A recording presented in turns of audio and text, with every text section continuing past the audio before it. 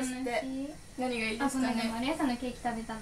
マリアさんのケーキ前言った。言いましたね。プリン美味しかった。プリン。プリンですか。何プリン、昨日温泉プリン食べましたよ。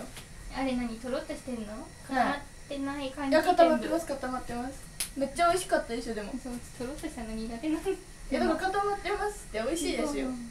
なんかね、とろっとしてそうなんだもんあれ。あれこれスプーンですくった感が